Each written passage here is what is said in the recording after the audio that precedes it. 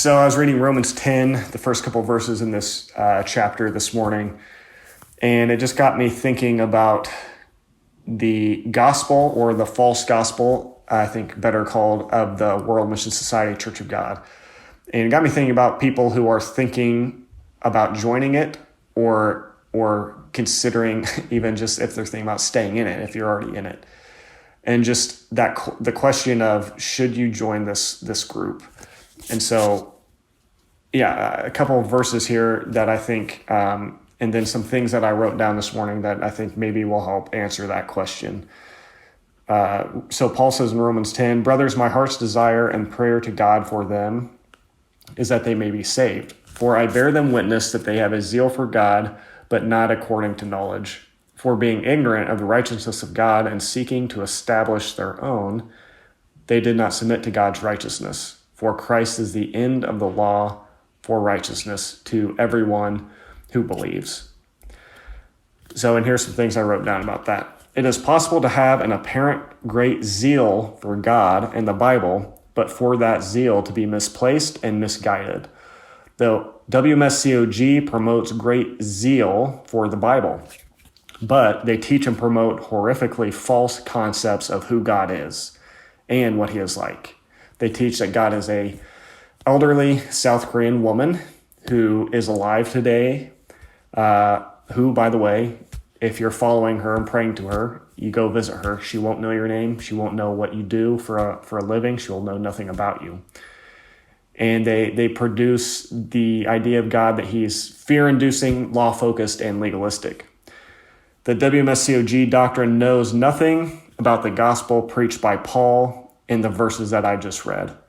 A righteousness that is free and a result of God's work in Christ for us, rather than being based on what we are able and willing to do for God. What sets true Christianity apart from other religions is that it isn't a religion about a God who is looking for mankind to work enough, strive enough, obey enough, and to be good enough for God to maybe one day accept them.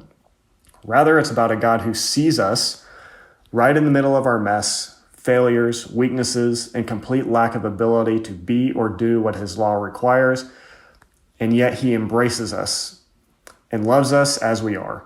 While we were enemies, Christ died for us. That's Romans chapter 5. It talks about how while we were still Christ's enemies, that's when God came in, rescued us, and redeemed us. This is good news because it means that our standing with God is not dependent on our performance. It eliminates fear from the equation because it's a relationship built on love and unconditional acceptance. What this will naturally produce in a person is good works and obedience to this God who is so kind and merciful. But this obedience won't be an attempt to earn something or gain salvation from this God, but rather a response of love toward him who first loved us. This is the good news. So I put that in there to say a common objection or an attack, really a slanderous accusation against what we would say about what the gospel is that we're saying you don't have to obey, you don't have to keep the law. That's not what we're saying. And if you think that, you need to go listen to what we're actually saying. Because to those who understand this God that I'm describing here and what the gospel is, it will produce good works. It will produce obedience. That's what I believe. That's what I teach. So here's the truth, everyone. This sort of good news that I'm describing is foreign to the World Mission Society Church of God doctrine. The WMSCOG teachings are void of this concept of a loving and merciful God.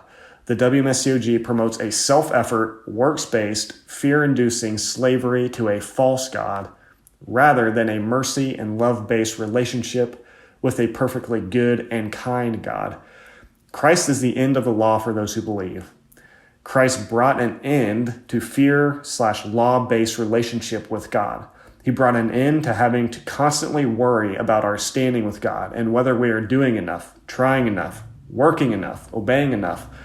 How can that sort of walk with God be defined as good or freedom? It's not. For freedom, Christ has set us free. Freedom to know that God fully embraces us as his children because of how good he is and not because of how good we are.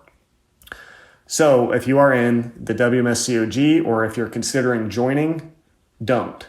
Leave this group. They promise you freedom while they themselves are slaves.